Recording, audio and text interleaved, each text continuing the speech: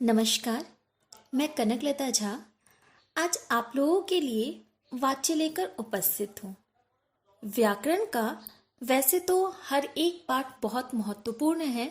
भाषा ज्ञान के लिए वाच्य उन्हीं महत्वपूर्ण पाठों में से एक है। आइए पढ़ते हैं पाठ वाच्य। वाच्य किसे कहते हैं? यानी वाच्य की परिभाषा।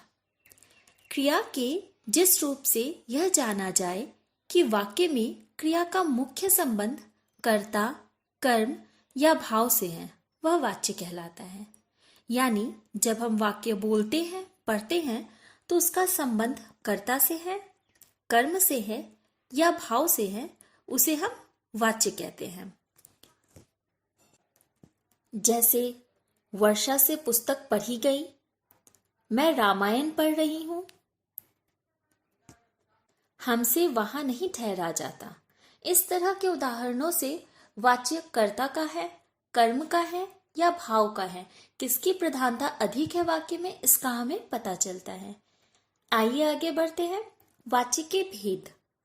वाच्य के 3 भेद होते हैं: कृतवाच्य, कर्मवाच्य, भाववाच्य। हम पहली भेद की परिभाषा पढ़ेंगे यहाँ। कृतवाच्य, जिस वाक्य में कर्ता मुख्य हो और क्रिया कर्ता के लिंग, वचन एवं पुरुष के अनुसार हो, उसे हम कृतवाच्य कहते हैं। यानी जिस वाक्य में कर्ता की प्रधानता हो उसे ही हम कृतवाच्य कहते हैं। जैसे कि लड़कियां बाजार जा रही हैं, यहाँ बाजार कौन जा रहा है? लड़कियां जा रही है। यानी इस वाक्य का मुख्य क्या हुआ? लड़कियां, इसीलिए इसे हम कृतवाच्य कहते हैं। कुमकुम खाना खाकर सो गई, यहाँ मुख्य क्या है? कुमकुम, क्योंकि खाना किसने खाया? कुमकुम ने खाया। कुमकुम खाना खाकर सो गई, ये वाक्य कृतवाच्य है।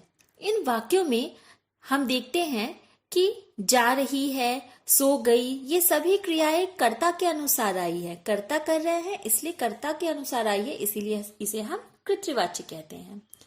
जो हमारा दूसरा भेद है वो है कर्मवाच्य। कर्म से ही आपको समझ में आ रहा होगा कि जिसमें कर्म की प्रधानता हो, यानी जिसमें क्रिया काम की प्रधानता हो, उस वाक्य को हम कर्मवाच्य कहते हैं। अब परिभाषा पढ़ेंगे हम यहाँ पर। जिस वाक्य में कर्म मुख्य हो तथा उसकी सकर्मक क्रिया के लिंग, वचन व पुरुष के कर्म के अनुसार हो, उसे हम कर्मवाच्य कहते हैं। जैसे कि लड़कियों द्वारा बाजार जाया जाता है, मेरे द्वारा रामायण पढ़ी जा रही है, वर्षा से पुस्तक पढ़ी गई। इन वाक्यों में पढ़ी जा रही है, पढ़ी गई क्रियाएं कर्म के लिंग, वचन, पुरुष के अनुसार आई है। यानी हम उसके लिंग, वचन, पुरुष के आधार पर हम इस कर्म को करते हुए देख पाते हैं, इसीलिए इसे हम कहेंगे कर्मवाच्य। यानी यहाँ कर्म की प्रधानता है। जो तीसरा और अगला भेद है हमारे समक्ष, वह है भाववाच्य। भाववाच्य किसे कहते हैं? जिस वाक्य में अकर्मक क्रिया का भाव मुख्य हो, उन्हें हम भाववाच्य कहते हैं।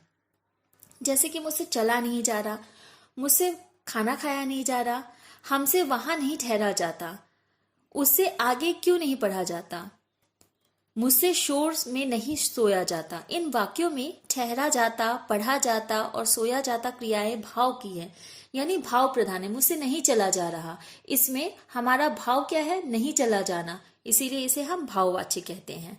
इसमें कुछ प्रश्न जो है वो आप स्वयं कर सकते हैं, जो आपको इस वीडियो में बहुत आसानी से उसके उत्तर भी आपको मिल जाएंगे। जैसे कि कर्मवाच्य और कृतवाच्य में क्या अंतर है, फिर कर्मवाच्य और भाववाच्य में क्या अंतर है, वाच्य के भेद कितने होते हैं और वाच्य किसे कहते हैं। इन सभी प्रश्नों का उत्तर अब आसानी से इस वीडियो में आपको मिल जाएगा और आप इसके उत्तर ढूंढकर अपने कॉपी में लिख सकते हैं।